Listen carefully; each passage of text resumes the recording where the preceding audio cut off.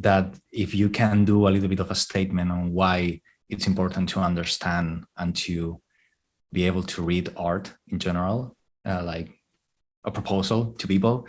This is more thinking about what I'm going to tell people. That's why it's important as well, my opinion as a photographer, as a documentary photographer, to say, look, there is a part here that we're losing. And I think that we have to spread our thing to people that really understand what's going on in the art world, and to see what happens there, because there's value, and it's important to listen to more people. Photography is quite endogamic, right? So I think it's important for you to, I would like you to say art is big, and whatever you want to say. Basically, I have watched lots of your videos and they're all interesting. Thank you. All right. All right, no problem. Well, I can introduce myself. So yeah, if you can introduce yourself, feel free. All right. Well, my name is Shawn. I'm the person behind the canvas. I make video essays on art history, analyzing different artworks, artists, art movements. And I'm with Jorge. And we're going to talk about the importance of, if I understood correctly, we're going to talk about the importance of art and our perception of art and photography. And my background is more on visual arts, like paintings, drawings, and stuff like that. And what I think is important in analyzing art is it's creating an engaging image with the viewer. And often when I look at an image or at a painting, I think about it in terms of how can it speak to me, and how much work do I need to put in it to understand it, and how much, and that's like an engagement, is the interaction. I don't want it to be only one way, in the sense that if the painting is only purely aesthetically pleasing, the painting is only a one-way conversation where the painting is, hitting my eye and I'm just there contemplating it. To some people that's fine, but to me, I find that I need to also do a bit of action. So it's not a matter of the painting being active and me being passive, but a matter of the painting being active in its proposal, but me being active as well in engaging with that proposal.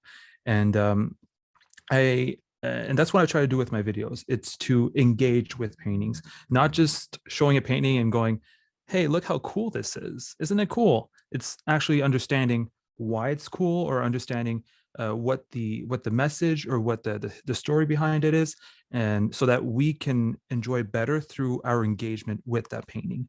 And to link it with photography, because to tell just about myself a bit, I used to study photography, and that's how I got into art history. Because through photography school, often you are given some art history classes, so you can study composition through like art.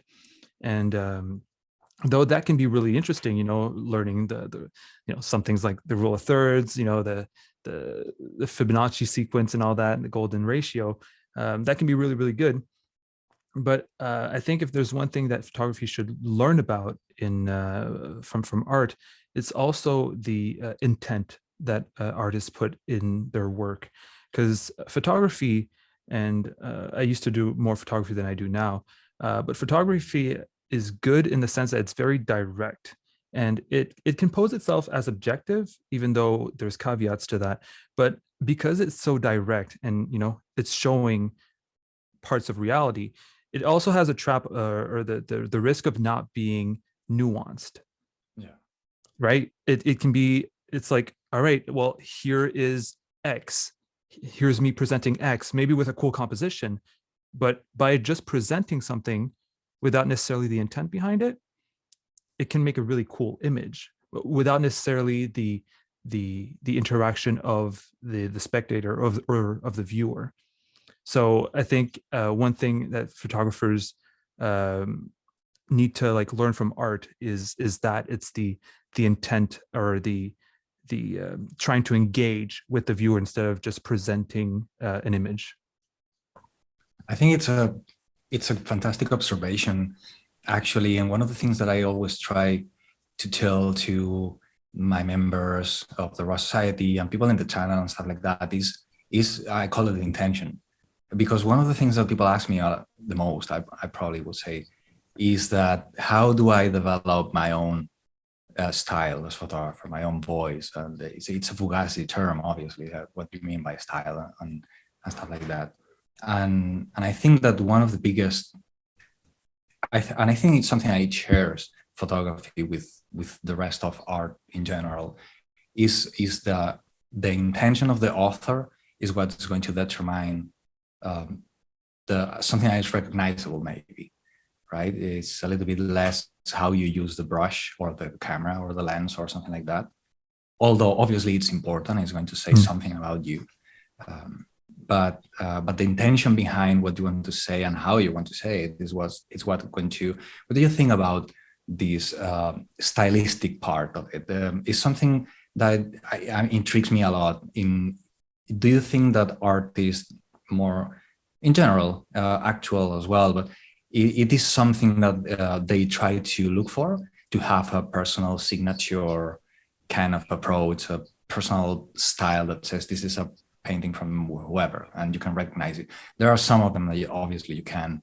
It's easy because they're very well known. But it's something that artists look for in general now. Yeah, I think creating a style or creating a language is something that people are looking for, but it's not necessarily. Well, I certainly hope so. It's not necessarily to be different or stand out from the others, though some people might see it that way. But I think it's in developing your own language, so that you, through that language, can communicate your own feelings and your own perspective and experience. So it's not mostly about showing how different you are or to stand out and look how my style is so peculiar or different or whatever, but it's about adopting a style that best conveys what you're trying to say and what you're trying to convey. And I think that just goes to show that it's not about necessarily finding a style, but finding what you're trying to convey or what you're trying to say through your art, either it be through images, paintings, or photography. It's really about trying to find the things that you care about and putting yourself through these images. And some people find that it's easier to put yourself through images through a specific style. It's not necessarily because of the style that they're doing it, but it's more of a tool than an end in itself. Yeah, I agree 100%. It's always put this example of there's this cinematographer that it's called Roger Deakins. It's a British cinematographer, well known for Fargo and Blade Runner and stuff like that. And he has obviously, I would say, a particular style of DP. But he always says that he doesn't have a style, that he puts the style in service to the movie to say whatever the director wants to say and goes to the story and all of that stuff, which is pretty interesting. Obviously, he has a particular use of lighting and things like that. But I think that the overall thing is try to tell to people, this is not something that you have to look for just to be famous, right? Because now, and I think it's an interesting debate and interesting conversation, because part of how you, and I would say that in the rest of arts, obviously painting is the one that, weirdly enough, is I know the less, but in music and definitely in photography, who you are as an author, your person, it's a part of what happens if you want to sell your work or not, for example, and if you have presence in social media, stuff like that, right? That it's not really a style on the final print or canvas or whatever, but the author behind, which is pretty interesting, I think, because usually photographer was known by his work, and who you didn't know the face of these guys. Like 20 years ago or 30 years ago, you would know, probably if you were into these kind of things, who was Sebastião Salgado, maybe, but you didn't necessarily know how he looked. but now it's part of the deal on how you look and how you talk and how you present the work and all of these more superficial things that they don't have anything to do with the actual story or the work that you have, right? Yeah, well, I don't know. I think that the author is really important, and knowing who the author is, and because it's like the art reflects their perspective or their experience or what they're trying to convey, and knowing the artist is, at least like when I do my work, when I talk about a painting or trying to analyze a painting, it's like it's almost impossible to not talk about the artist behind that painting, because that artist is expressing either a concern or an emotion or whatever.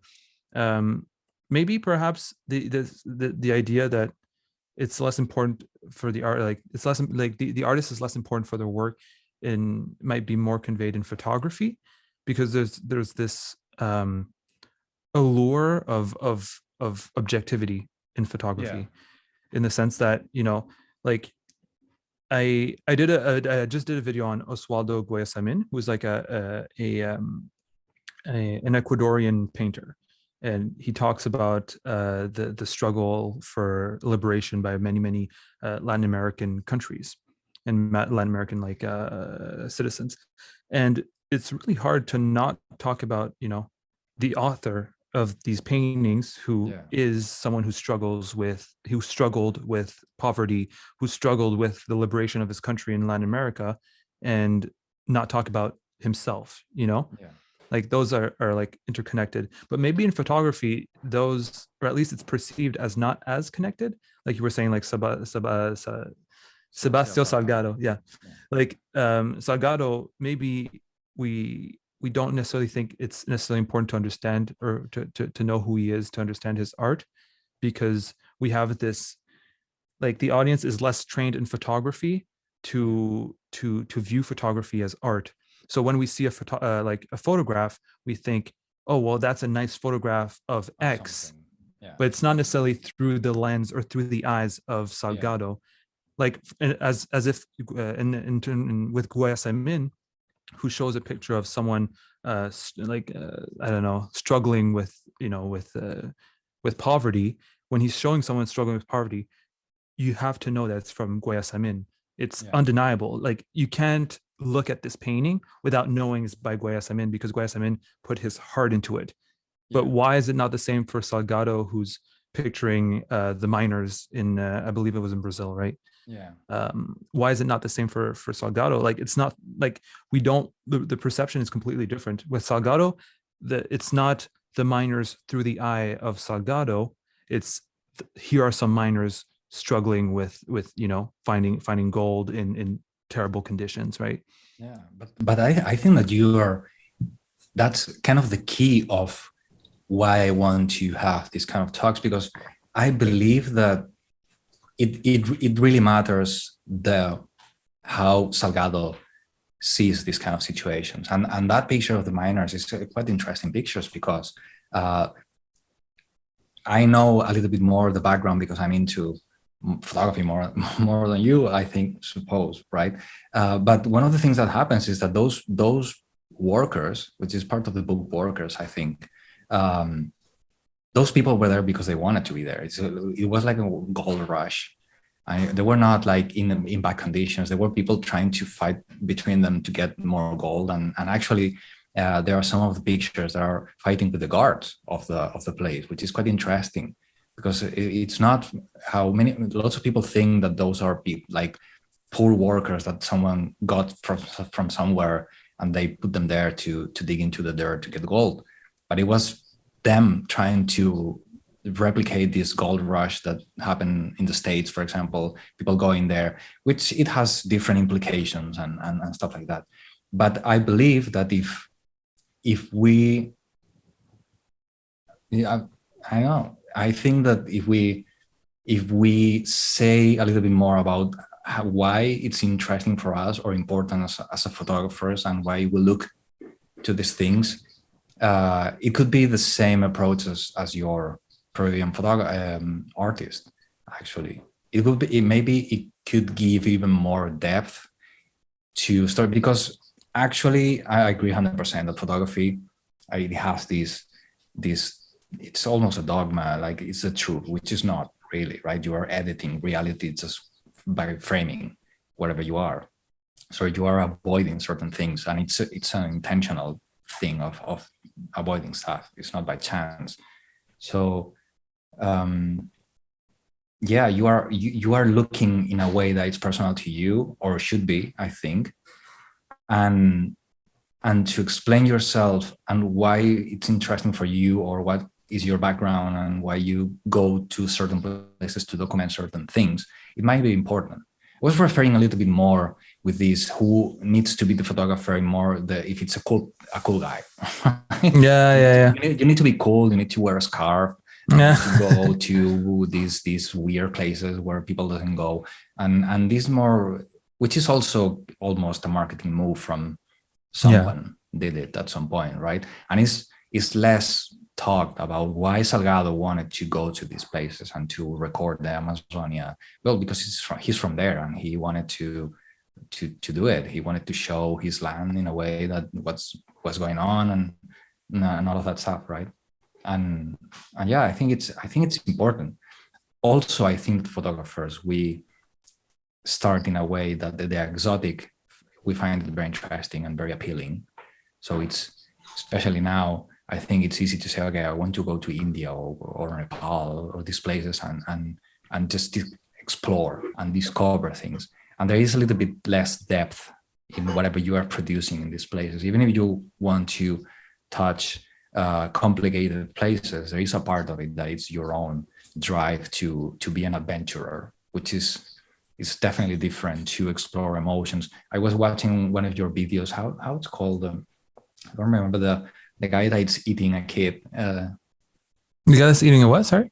The guy that's eating a kid.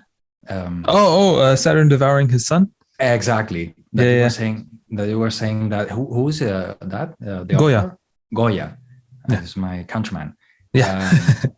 So you were saying that he was eating himself, and it totally makes sense, right?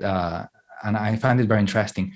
That kind of emotion, it's obviously almost impossible to show in a documentary way in photography, but I think that there are some parts of it that you can try to put even more of yourself in the things that you're documenting through the use of color, the use of framing and stuff like that, instead of, well, painting something that is not there. It's a different thing. But yeah, I think it's an interesting thing. I think that the whole going to Nepal or going to India because of its exotic. I think at the beginning I talked about how very often like photographers will fall into traps. Yes. And like, for example, finding something cool to take a picture of, or thinking like, oh, this is objective or whatever. And I think one of the traps is also going to an exotic place to find cool shots, hoping that it will make it interesting, though it's not necessarily the case now, because like the importance, I feel like, in photography or in painting is how can you convey whatever is really important to you. And if the reason why you're taking pictures is because you want to show something cool, you're not conveying anything more than here's something cool. That's one of the reasons why I'm not that much into landscape photography. I can see a landscape and go, oh wow, that's really nice, that's really cool, it's beautiful, and it's a beautiful shot of the place, but it won't speak to me. I'll be like, all right, well, that's good, put it on a postcard, I'm sure you can sell a lot. And unless there's like a bigger story about that landscape or about these landscape paintings, it will be really hard for me to get grabbed by it or moved by it. The same thing if you go to Nepal or India to take really cool shots of things that, of, I don't know, of architecture or shots of people because they look exotic, then like you're gonna impress some people, but nobody's gonna be moved by it. And I feel like it might be a trap to think that, well, I went to India, so I am a real photographer, or I did a really cool portrait of this Indian man, so I'm a real photographer, like you see in National Geographic. But if there's no like underlying story, or if there's no underlying like intent, then these shots are just, they're just like marketing shots, basically, to market yourself, to market your brand, and not an actual work of art. At least I don't think so. I mean, maybe it could be. I don't know. Yeah, I think that one of the things that, and we were talking about this the other day, is that there is a part of this great difference between single pictures that would be the equivalent to a piece of art, right? That you're just, in this case, I tend to agree a lot with that. But I think that people that develop some kind of narrative, some kind of story in a sequence, start to make more sense, because you see the journey of the story that you want to show, right?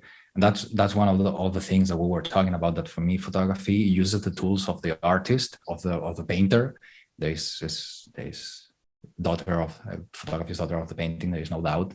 But how you express the ideas and the concepts is a little bit closer to writing, to literature, right? Because you need a bigger space to explain those nuances that maybe are going to be implied in a painting if you know the background of the artist and the situation where he was doing his work and doing his life and stuff like that, that he can maybe show through the technique and blah, blah, and all of that. With our kind of photography, I think that you need a sequence. I think when you start to show single pictures, and this is obviously my opinion, there is a great debate about this, I think. Yeah. People probably is going to hate me. I don't really enjoy single pictures, for example, in photography. Because either are going to be something that is way more photojournalistic, which is it's just the document. This is what happened, right? And you have to be as close to reality as you can, just to illustrate an event. Or it's going to be just someone trying to be fancy, taking a cool picture and saying, "Look how cool I am. I'm somewhere." But if you try to develop some kind of narrative, I think that is there, where you can start to express yourself in a way that shows those nuances, right? Through certain details, certain textures. You can start to show not only the story of someone in India, let's say, but also how it feels to be there, right? You can show the people not only the drama of someone through whatever portrait or pictures that you are taking, but also the actual physicality of the space and of the environment, right? Which is something it's a great benefit of photography. And I would say that we tend to use the tools that we have in a wrong way, because it's growing on me, this idea that we should touch a little bit more the artistic side in every story that we do. Use better the light to explain things, the darkness, the contrast, all of that stuff, in terms to express the intention of the drama, almost like in a movie or in a painting, right? Instead of being, because at the end there is no truth in any documentary photography work, body of work, right? It's truthful, if you like. I don't know if there is a great difference, but you can say this is close to reality because I was there and I'm telling you, right? But I want to be a little bit more surrounded by these other elements that I also can show you, which is the heat, the cold, the wind, the textures of a building that it's running down and stuff like that. That it's going to give you the nuances about the actual story. Yeah, for sure. Well, I think like you said, you got to use light to make to better convey the story. Like, to be honest, I'll be honest, like all the technical stuff, I'm growing more and more skeptical of it. For example, making images look cooler, making them more appealing, or to convey emotions. Because more and more, the more like I'm subjected to cool images, because there's so many cool images online. Like it's incredible. We've never been subjected to so many cool images. Yeah. And the power, I feel like the power of cool images is starting to fade a bit. Like you can show like the sadness of, like you were talking of, like of someone who's very poor, and take a picture of them and like make it look really, really, like powerful and all that. But if there's no, I think, and that's where I would like, contribute. But again, like you said, like so a lot of people will disagree with me, but that's my experience as someone who loves art and loves, like, images in general. I feel like a personal experience of the artist is almost required to give that like an authenticity to the image. Because very often, especially in photography, again, the artist will try to distance themselves from their work to make it look more objective, or to show like a veneer of objectivity. But I pulled up my phone here. There's this Magnum photographer, and I remember seeing her work. Her name is Biek de Porter. I don't know if you know. Yeah, she's a Swedish, I think, photographer. Yeah, and she made a series of sleeping in strangers' homes. Yeah, in Russia. Which, yeah, in Russia, and she did it in America. I know she did it a couple of people and places, and it's like, I feel like this authenticity, this intimacy that she gets through her own experience. She's not like taking, like, these are not just pictures of Russian homes. They're pictures of Russian homes and Russian people who invited the photographer home, and she slept there. It's like there's this whole layer of authenticity and of personality that the photographer infused in the project, which makes me at least able to better relate to it and better engage with it. And we're talking about engagement, because you can show, like, as best as you can, the house of a Russian citizen. You can take pictures of like the texture of the walls. You can show like everything. You can show like every square inch of that person's face, every square inch of that person's bed. But if it's just like documenting, where they live, it's going to be so different, or it'll be very, very different from if you actually tell the story of, you went, like, they invited you to sleep there, and you slept there in their house, and you talked to them, you engaged with them. And sometimes I know sometimes she couldn't speak with the people because she doesn't speak the language, right? So there's this communication, this barrier, yet they still let you enter their house and sleep with them. Well, not sleep sleep in their house. Yeah. So that makes for such a more personal, and I believe, and De Porter is like a really great photographer. But even if the photographs weren't that nice, I still feel like I could better engage and connect to those pictures than a really cool picture of that house made by a photographer. Sorry. Yeah. You mean nice about the focus and yeah, that's what I mean. Oh yeah, definitely. That stuff is, no one cares. But even though no one should care about that. But even the light and the composition, even if the light and the composition and all the things that we are taught was better through, like, some Russian artist who said, hey, can I take a picture of your house? And they take beautiful pictures of the house. They're immaculate, and you almost feel like you're there. That would be a cool picture, but it lacks not the emotion, but the soul that the Swedish Magnum photographer, the Swedish Magnum photographer, put by actually experiencing and taking us through her experience through photography. So that, I think that could be a good way to, like, I'm becoming, all this to say, I'm becoming more skeptical of everything that makes a picture look better, because not because it goes in the the way of a picture being more, I don't know how to say, more, have more color or more soul. Yeah, more effective. I think that's a good word.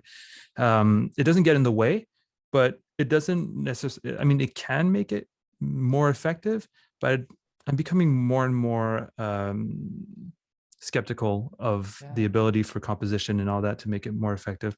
Like, I don't think that that makes it more effective, actually. Precisely because now it's very easy to do technically good pictures, right? It's you don't really need to have a great understanding of the technology to do it, and that's a good thing for some reasons. But in the other hand, to have a good looking picture, it's easy because you pretty much don't need to do anything, right? You just point and shoot. It's true. So which is good in a way that I think that the spreading of the language, I tend to believe that it's a good thing. But probably to be a little bit more rough, which is probably what you mean with Bike pictures. There are rough pictures. It was her first work, I think, something like that. She went there to do it when she was like 19 or something like that. And the pictures are rough in a way that I think that this roughness, this not taking too much care about the technicalities is what makes it interesting and intriguing and very engaging. Really. Yeah, for sure. It makes me think. Tell to people in my community, which is forget about the technical stuff, the ISOs and all of those things. No one really cares about that. It's just online people that cares about these kind of things. So try to. We have a great benefit, photographers, and I think that's something that's why so many people wants to do it, because you have to be there to do it, right? There's no other way. An artist can have experiences through his or her life, or even a writer as well, but a photographer needs to experience the thing. So make the most of that, right? And really show an experience of it, I would say. Exactly. And if you are worrying about the technologies, you're not enjoying or experiencing what's going on, really, which is for sure. I remember seeing for example like when we talked about rough and talking about, like, experience it, and like I feel like you're right. When it's too composed, when it's too, like, I mean, you can still make it really composed and make it really nice and make it compelling and all that, but I feel like it can happen that when it's too composed, it feels less authentic or less expressionistic, in the sense that you're trying to polish out the human quality of it. I don't know if you saw the latest Batman, but a lot of times they have all the gear that they can that they can possibly buy, yet they still put like shit in the lenses to make it look more gritty, to make it look it's like to create this authenticity. Because if the Batman was shot perfectly, with nothing covering the lens, nothing, with the best sharpest glass, then it might not have conveyed the emotion that the director would want it to convey. And I feel like for photography it can be very much the same thing, and like the technicalities come in the way of storytelling, especially online. And the technicalities are not only in terms of composition and light, but also in terms of gear, and that can get in the way, because you're creating something so professional that it looks almost robotic, fake in a way. Absolutely. It makes me think of it makes me think of AI art. There's the whole AI art. Everybody's like up in arms about it, and like thinking like, oh, it will eradicate artists and everything. But I feel like AI, at least not yet, doesn't have intent. It can make the coolest painting ever, but that coolest painting doesn't mean much if it doesn't have the intent or the experience of someone behind it. And as long as AI can't experience anything because it's AI, then a painting made by an AI generator is not gonna move me. It's gonna look cool. It can be a nice landscape, can be a nice portrait, but the AI is not going to go sleep in someone's house. Being good looking is not enough. Yeah, exactly. Yeah. Yeah, It's very cool. I was about to ask you about these AI paintings because I think that someone did this and won a contest, something like that, and it was all over the place.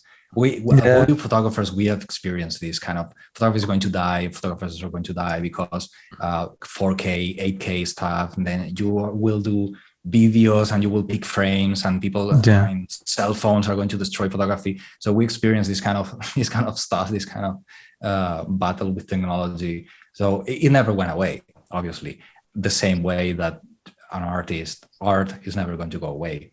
We have been doing that for, I don't know, since the beginning of humanity. For whoever that is watching that wants to start to go to galleries and stuff like, even if it's something smaller for photographers than for artists, there are some people that wants to start to do exhibitions and wants to push this idea of telling stories through this more personal way and stuff like that. So how, and this is something that people ask me a lot about photography, but I'm going to give you the question the same.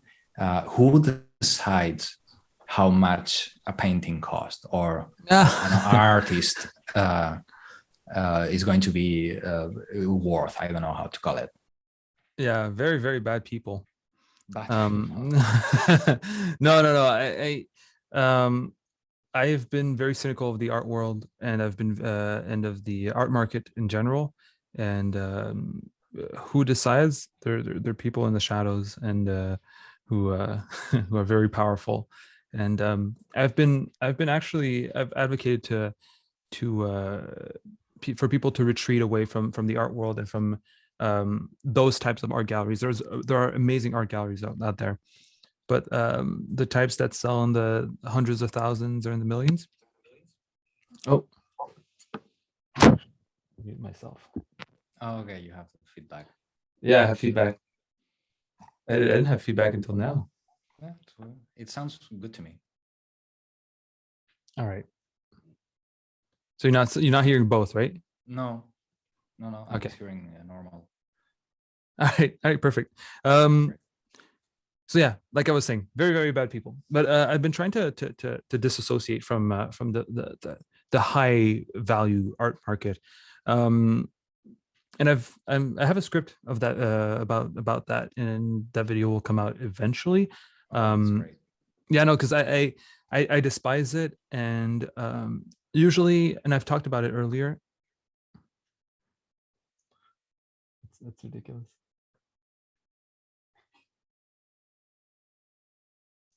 How do I mute this? Oh, there you go. All right. Are you still having feedback? Yeah, I am fine. I'll have to. I'll try to. I'll try to. Oh, there you go. There you go. I'll try to ignore it. That's what I'll try to do. I didn't think it would get this hot because of the light. But you can't hear it, right? You can't hear the feedback? No. All right, perfect. No. It's good. Excellent. It sounds great. All right, perfect. Sorry about that. So I've been advocating for people to actually buy art if they want to get art, and if they want to buy art from artists who who are either local artists or artists that they're interested in. There's so many artists out there. There's like you have access to an amount of artists that no one has before. That's insane. And why would you let someone who decides who the high value artists out there, why would you let them decide who you should get art from? Like you have the opportunity. Worse. Yeah, no. It's terrible. Like, especially if you can discover an artist and someone who sells a bit of paintings here or there, but that they're not millionaires, obviously. And you can support them. You'll build a relationship with that artist in the sense that you'll become like their kind of like patron, and you'll develop like a liking to their art, which becomes more personal because it's like it's more intimate.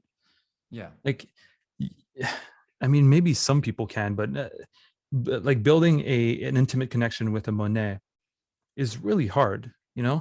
Everybody knows Monet. Like Monet is out there. Monet is, like everybody's seeking for Monets, but developing an intimate connection with the artist who lives in your community, whose art you really really love, or in your city, anybody, or it could be someone that you saw on Instagram, and you see that painting, and it talks to you and speaks to you, and you're like, and you ask that artist, and they're like, yeah, my art is $300-$400, a lot of money, but it'll speak to you, and you cannot get a Monet or anything for $300-$400.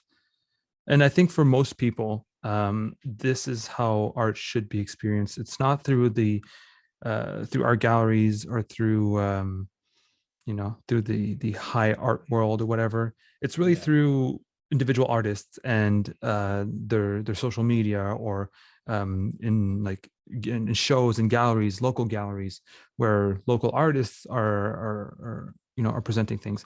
If you have a liking, like, there's artists for everyone now. You're religious, you can get religious art. You have a very like specific political conviction, you can have like art from that very specific political conviction. And that art will speak to you in such a refined way, in a way, because like Monet can be appealing to a broad audience, but there's a reason why these people are appeal to a broad audience. It's very often because they're not as specific, I don't know how to say it, like as niche as some other artists. Like let's say you live in Barcelona, and there's this Barcelonian artist who makes art about about Barcelona, or about some issues in Barcelona, about Barcelona's history, and you'll be able to connect with that artist a lot more than you could ever with Monet, if that artist speaks to you. So yeah, I think like the way, sorry, this is very rambly, but the way no, I think it's great. So go on, because I find it incredibly interesting, and definitely go on. And it's a way to rebel, I feel like, in a very like consumerist way, to to just disengage with the art world, to go like, all right, well, this is not even about art anymore.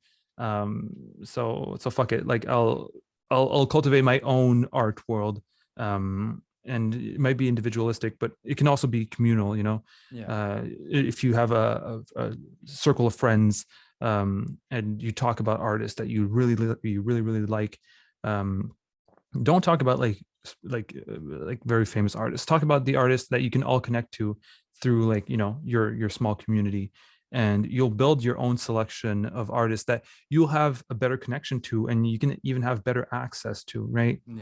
You could even like invite that artist eventually. You could actually meet that artist if they're part of your community, and you'll have such a better fulfilling relationship to them and their art, potentially. I mean, some artists are still assholes, but you can still develop like a link with them, and appreciate their art better, and try to understand it better than some artist that died 300 years ago, whose art is appraised at $200 million, who you'll never have access to. Yeah, it's definitely super interesting. It's super interesting, because I think that in that sense, that way of let's say consuming our, I don't like this word, but let's say consuming our art, right? It's very relatable to photographers as well. And it's also something that many photographers are doing, is trying to promote themselves through social media and stuff like that, and communities that are, which is tricky, because it tends to lean towards it's very, that picture is very noisy or whatever things. But I think that another part that is quite interesting is that I think that loads of people that wants to buy art in any sense, they expect somehow to gain value with that, with time, which is also tricky, right? Because it's okay, I'm going to do an investment. Imagine I find this guy in Barcelona that I'm in love with he does, and he's selling his things for €1,000, so $1,000, right? So okay, and it's an investment. It's a lot of money, right? And I say, okay, maybe this guy becomes famous, and my painting is going to worth, I don't know, 50,000 for whatever. Yeah. But then what is the point of buying if you are buying? Because I think that it's very linked, one thing with the other, right? And also for the artists, they try to, in general, I would say that they maybe try to market themselves in a way that say, okay, if I do it well, this is going to worth more somehow in the future, right? And I can sell for more money because I can become bigger or something like that. I don't know. I think it's an interesting coming and going with really wanting or loving what you see and to having that piece and to enjoy it in your wall, and what's going to happen with that in the future. It's weird. I would say, okay, if you want to buy something, buy it because you love it and Yeah. you're going to enjoy it, and that's it. Don't expect to gain money with that. It's a wrong way of saying it, but we have to also navigate through this kind of world that people does this kind of thing, right? And there is no, I don't think that there is a right strategy here. We will say, let's do more of these things, and more people should do this kind of stuff, and try to tell people, look, this is something that has value because you love it, not because it has a monetary value. Although the artist needs to live and needs to eat and needs to have a house, and the same as everyone else. So that's why the person is charging whatever they want to charge, right? Yeah, for sure. Yeah, And a bit of education within this. Yeah. Well, it's just sad that art, like buying art, has been linked to investment and to making money. And I mean, what can you do about it? You can't really do about it aside from buying art not as investment. I made I told you the script I was talking about earlier. Like I talked about, people selling selling investments rather than selling art. Yeah. And it's and I feel like when someone's selling investment instead of art, they're not an artist anymore. They're they're I don't know how to say, like a financial advisor. I don't know, something along those lines, right? Like I feel like nothing against financial advisors, but it's not the kind of art I personally want. And it's almost, I don't know, I feel almost like shameful of calling something that I bought for as an investment as art. But would you have a Monet or a Goya? Sell it for the money. I wouldn't keep it. No, I that's something I did talk about previously. I said I would have such a hard time connecting to a Goya or to a Monet, because all I would see is its price tag. I would not see the what it conveys, right? I would only see a price tag. I would see it, and like I might like even get, or like be afraid that one day it will either burn, or it will get stolen, or someone will deface it. And for the price of a Goya or Monet, I can get thousands of artworks by artists who I might be better able to connect to and support these artists in their artistic endeavors, and have like a whole museum for myself with artists that I will love.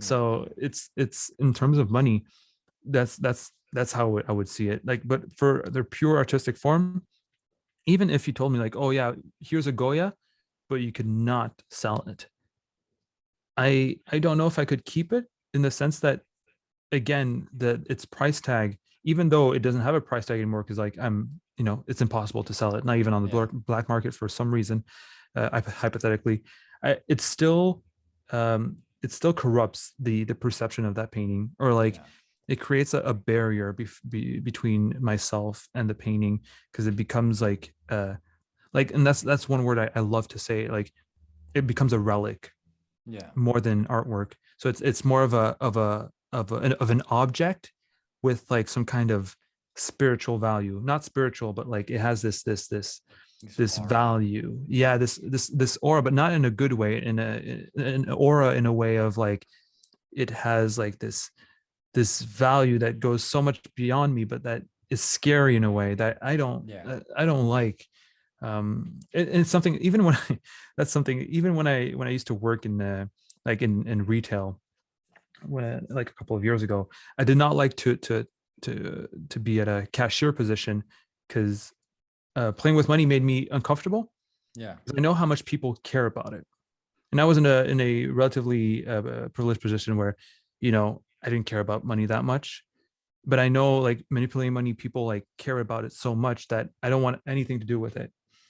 And like money in general has this aura, this importance, because it can decide for someone if they can eat or not.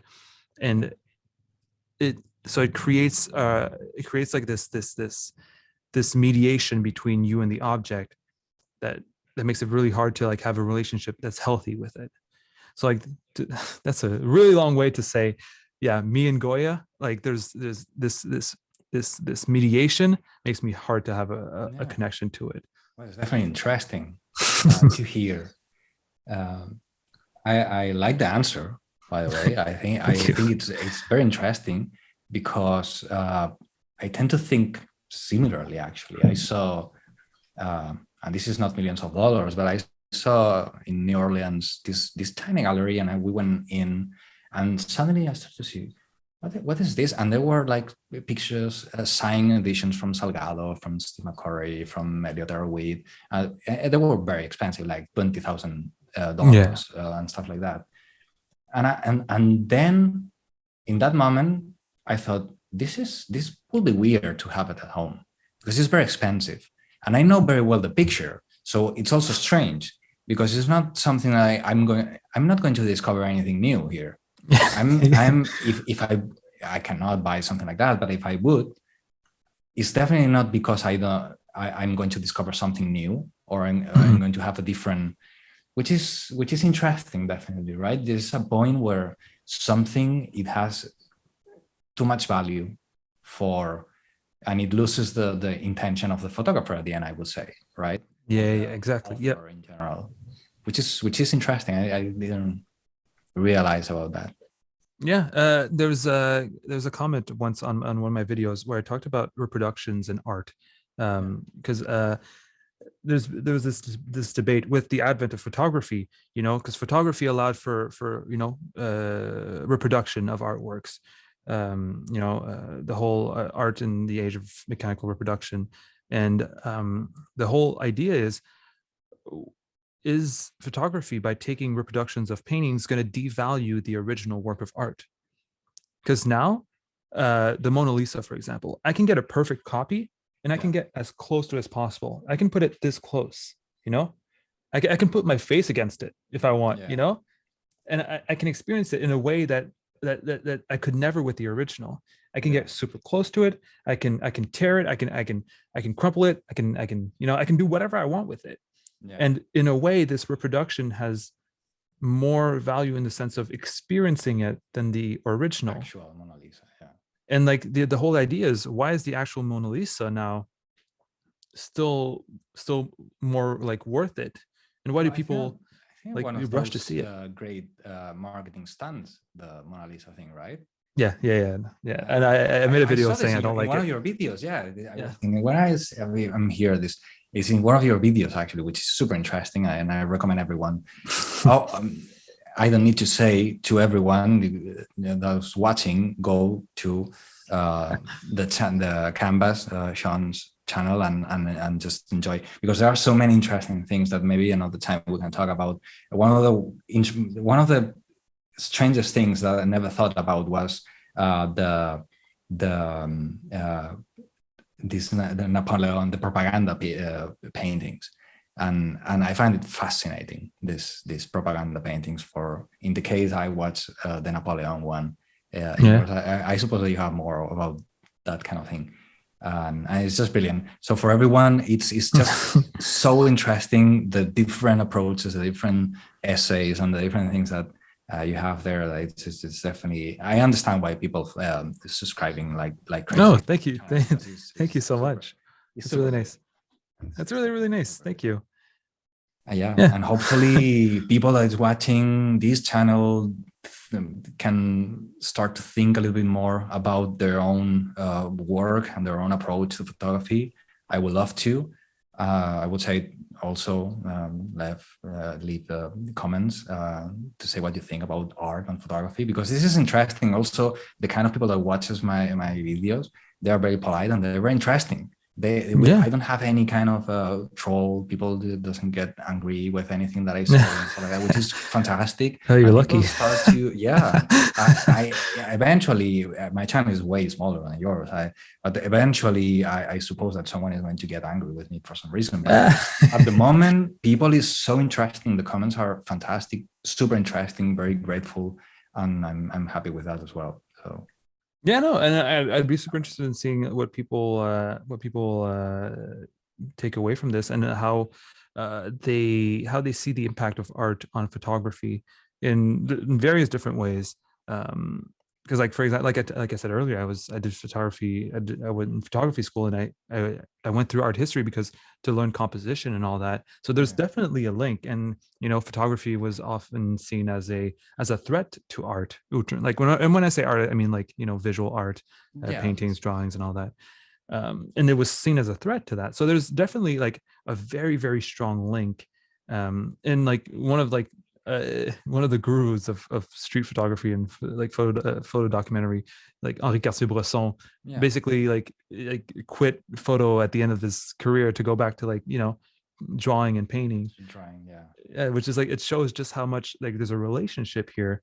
And I'm sure some people, to them it's more about composition and carefully taking the time, or to some people it could be creating a narrative, which you cannot necessarily do in photography, out of the blue, though there have been surrealist photographers and stuff like that. So no, I'm just interested in seeing, especially from a photographer's point of view, how art can influence, or how they can think about their photography through art.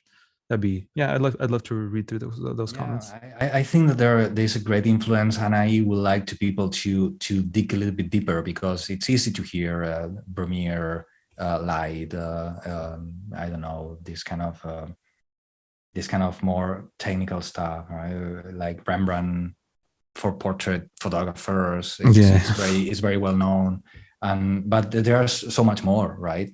So dig deeper and maybe get super inspired on how you can apply some concepts, some insights from other authors, and use it to your own photography to see what happens.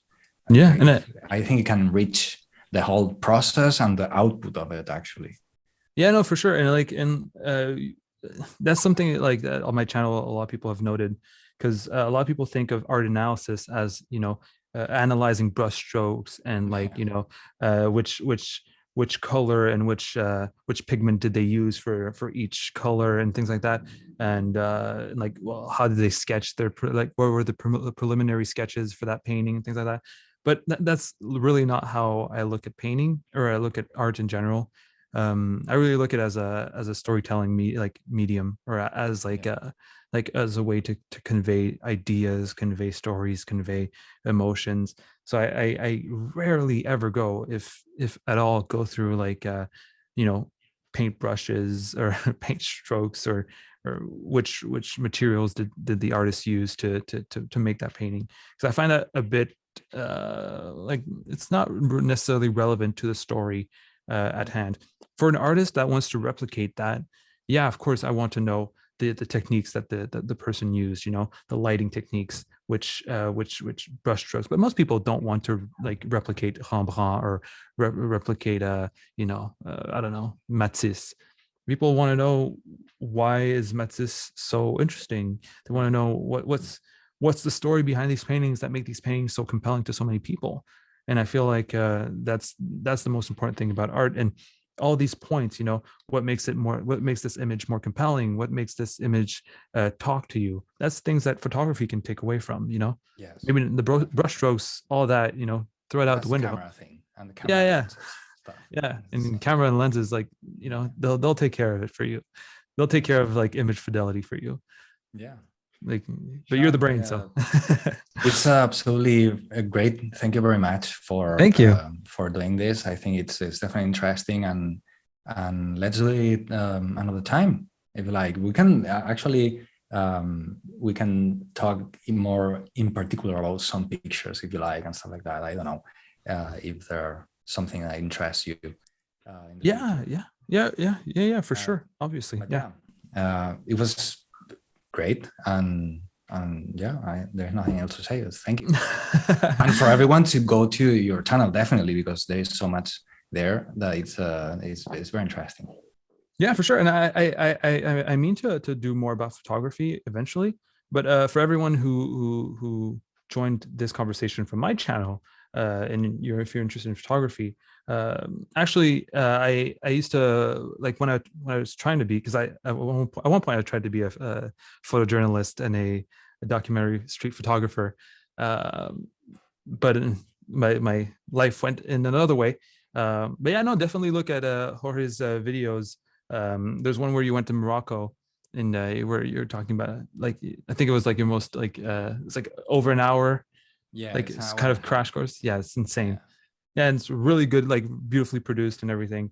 And even if like you're not a photographer and you like to see, the behind the scenes of like a photographer, like Jorge has worked like with National Geographic, which is like, for like the common people, that's like the golden standard of photography and all that. So like, if you want to see like behind the scenes of someone who works like that, you definitely check out the other videos, not just this one, but the other ones as well. Yeah. Thank you very much.